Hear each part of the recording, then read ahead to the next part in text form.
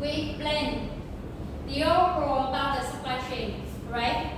How about the definition about the global supply chain? Global supply chain. How about the relationship? How about the supply chains activities? Management of component. For the first chapter, we discussed about overall about the supply chain. The second one, we use each supply chain. If we would like to measure the supply chain, how about the metrics to measure? Metrics to measure performance of the supply chain, right?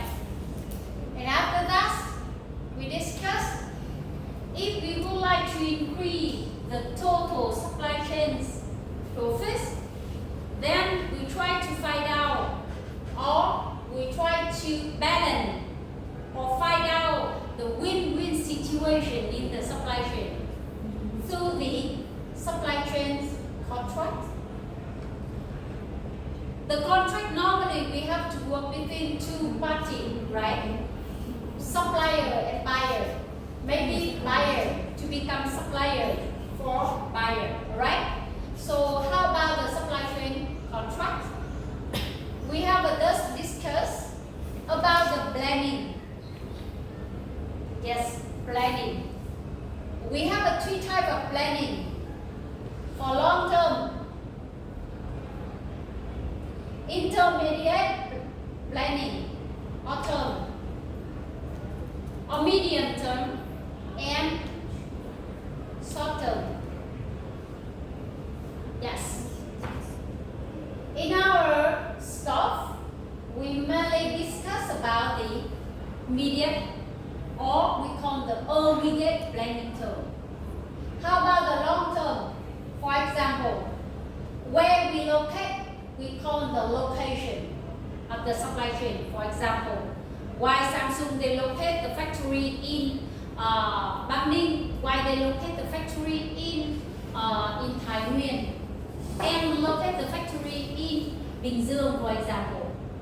Because whenever they locate one position, that location might use, they might run the business, run the office, run the operation for 10 years, 20 years, or even 100 years. So this is the long-term decision, right? The location. They might select the product or service decision. That is a long-term decision. Yeah. So for the intermediate decision, for the short term, we might come up with the other decision. For example, purchasing decision, transportation decision, etc. in the supply chain. However, we don't have enough time to go to each decision for the short term. That's why we select the one planning in the intermediate term. Tomorrow,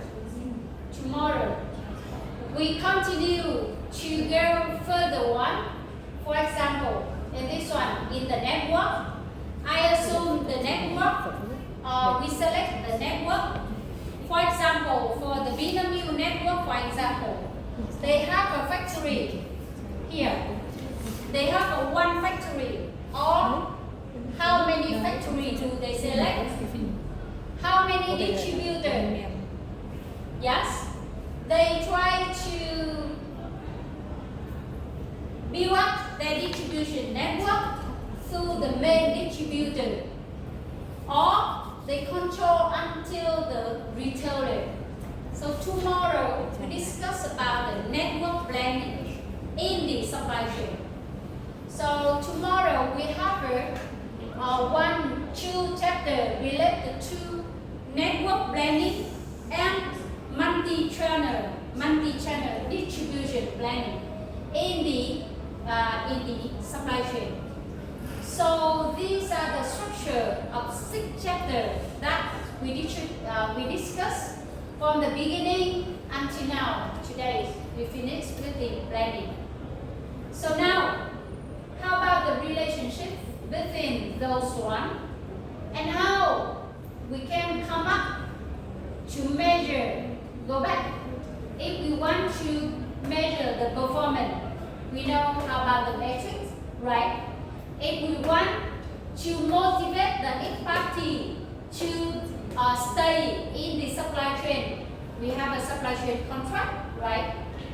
For the whole long-term and intermediate term, we apply one of the methodology that we use aggregate planning method to model. We come up with the network planning. So they are the structure of those 6 chapters. What do we expect from the course?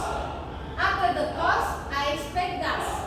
Why I need to discuss this one before we come to the end of today's? Because it related to individual project and group project. Okay? For the individual, you have to discuss how about the company supply chain. For example, how about the distributor? If you handle service company, how about the partner? Who are the supplier? Who are the distributor? Who are the partner in the company supply chain? Every company, they serve in the relationship of the supply chain. So the first question, we need to describe how about the supply chain structure of the company, right? If we want to measure how we measure the supply chain performance, that's the performance. And after that, we discuss about how about the supply chain's activities in the supply chain. How about the supply chain activities? Okay. So after 6 chapters, I expect that for individual exercise, I sent to come the request already, right? Yeah. So this is for individual. For group project, you expand or you do deeper analysis about the supply chain. You apply some of the tool, right? Some of the tool to the case study. Now, we read all these things and assume that if you are the supply chain manager of the company, how about the function? If you are the supply chain manager of the company, how about the function?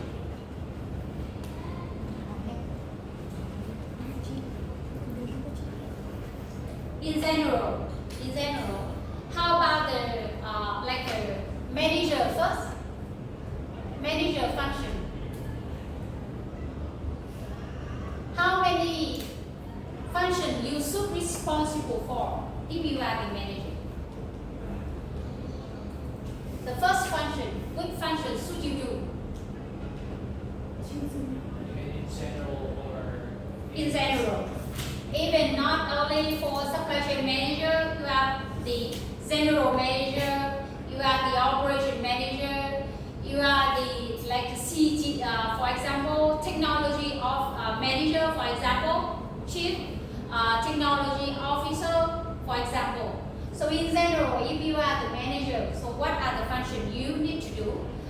The first function, that is planning, correct? For example, if you are the operation manager or CEO, you should make the plan. For example, today we mentioned about S&OP, right? Sale and operation planning, right? For the medium term, you should make the aggregate planning term, right? For the long term, you should make the plan. So how about the next factory? How do we need to expand our capacity? Do we need to have a new product or new service? So this is a planning activity or planning function. Is this okay? Yes. So how about the second planning as second function of manager? you have a plan, how you execute the plan, right? So it means that if you want to execute the plan, you need to organize. Yeah, because you organize the team, you organize the job. So assume that you want to run the business. So below, you should organize maybe the labor organization structure. How about under department? How about how you assign the job? How you assign the below function to different teams, right? So we call the organized function. Next, any other function? After you distribute the job, you assign the job, you assign the duty to different to different department. You need to Training. yes, you need to training. So before you do the training, you should give clear leadership, right? Or we call the leader function. Assume that you assign that and the leader, and I in charge directly, or I just control the like a middle manager only, or you want to control from the bottom, for example. So you should give the clear leadership. We call the leader. The next function, as you mentioned, yeah, you need to do the training function. Yes. And the last one, reviewing, right?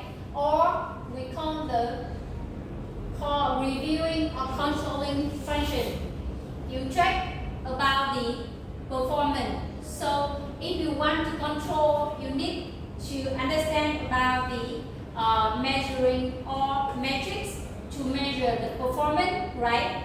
And after you realize about the performance, and then you give more KPI to make for another planning, right? So in next periods. So if you are the manager, there are main 5 functions. And if you are the supply chain manager, how you apply those functions into the supply chain, okay? That's why in our group project, we have one question related to how you would improve the supply chain. For example, you check again, do you have a good planning?